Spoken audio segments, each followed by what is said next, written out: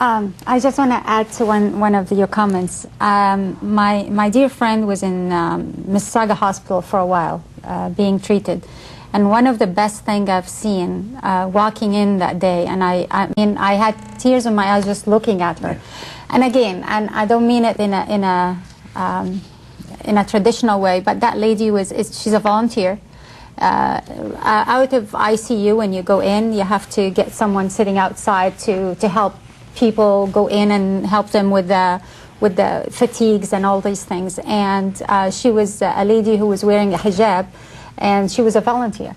And just seeing that gives a flag, just gives a little thing. Yeah. I'm just saying it because I think the more and more and more and more we have in schools, giving volunteering for lunches. Exactly. Volunteering in school. I mean, one of the things I would love to do, and alhamdulillah, I start picking up a job that gives me more time, so that I would go in a hospital and do the volunteer. I think that image will last with me for a lifetime. And you know, I know a family, very dear friend to us. Both husband and wife has done this for several years in Credit Valley Hospital, Mississauga Hospital, other hospitals. They go and they visit Muslim and non-Muslim. Right. Yes. Everybody, they go and visit them. And just last week I met her in mosque in Mississauga, and she mentioned that right now what she is doing, she is going George Brown College and taking a class for nurses there to teach them how a Muslim patient, a Muslim woman and man, how can they respect them, because there are differences with how they treat a woman or a man, a male nurse or a female nurse. Yeah. Yes. How will they act and behave with a male patient or a female? So when she mentioned this to me, it is a big step. She is taking her time to go there to teach the nurses there who are in training how to treat Muslim patients. And it's something we all have to make the time to volunteer. Rather than just taking from society, we have to put back. It's a wonderful society, it's giving too much, and as I said, a lot of us was focused on their careers, but it's time to give. But you know what I really admire? I see a lot of young Muslims going out, the new generation, they do. And food banks. Yes, food banks, helping Many the food, poor, this kind of thing. Well, you know, sorry for interrupting, but you made a very good point, because one of the things that we have to realize, all of us, that this is our country. Yes. We are here. And when we participate in it, we are actually participating in our country. Yes. And once you start to think that way, believe it or not, it makes a big difference. It does. So what's your thoughts, Saeed, on this? As you mentioned that, this is also my thought, that Canada is really a wonderful country to live. This is one of the best places I have ever seen, and it offers a lot of things to us, and that's why we have a lot of responsibilities to offer to the society too. And some Muslims, they feel that we need to be isolated from this part of the society, and because to preserve their identity and something else. But I don't think there's a proper solution. We are part of this society, right? And I think we can do both. Yes, we can preserve our identity, but we should be part of the society, and we can be, and we can contribute. And one of the misnomers there is about Muslims in politics. Yes. I've heard so many times people saying, oh, if you're a Muslim, you should not be involved in politics because this is not a... Hey, I can't imagine why would anybody make this statement. And there are They say the same about lawyers. They say the same as about opposed many other to things. melting pot. Canada offers multiculturalism. There is the notion of integration. That means we can preserve our identity at the same time we can participate in the we have to be in institutional fabrics of every the society. aspect, whether it's political, medical, social. We have to be there. We are a percentage of society and we have to contribute, but we have to make.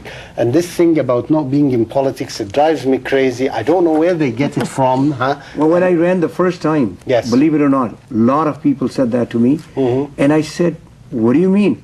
This is not Islamic constitution. It's not Islamic country. So why are you telling me? But if I am not part of the problem, I can't find a solution. So you got to be part of the problem to find that solution. I think more of the younger women, I will say Muslim younger women, should come forward in politics. Yeah. And if we participate, I think people can understand us better, right? Well, my theory is if you don't participate, don't complain. Exactly. You know, you don't want to be part of it. Why do you complain about the decisions? Exactly. You don't have the time. You don't want to be part of it. So accept it. And you know, every decision affects us. Yes. Every decision. Even if it's financial decision, whether it's any kind of decision that whether it's a provincial, federal, or municipal government takes, it affects us directly. Yes. But if you're not at the table, you'll never find the solution. There's one thing I wanna, I know I'm taken away from the politics for 1 second, and then we can go back to it. The things that we should, as Muslims, do in the society, because I've seen it from other communities, and it's very vivid and very outspoken on their group of people, is that we should, as part of our zakah, and I know that there is a program called the Mizan, and there are other programs that we should, as group of people. Well, could you explain to the audience what zakah is?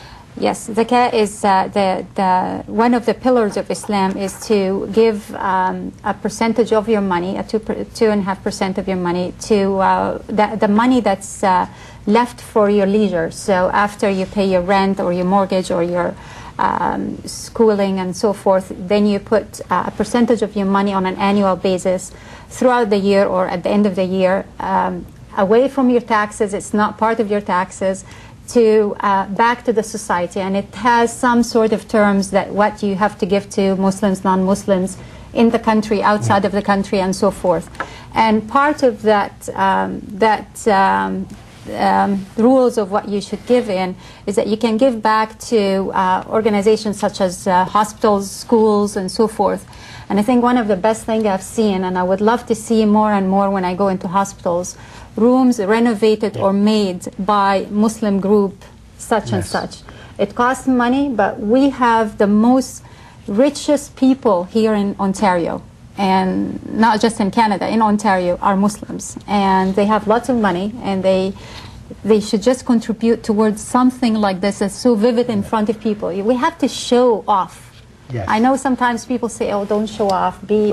We should do it, but we also should do it for the sake of Allah, because Islam tells us to do it. But and that's this what is I'm the important saying. thing. Yes.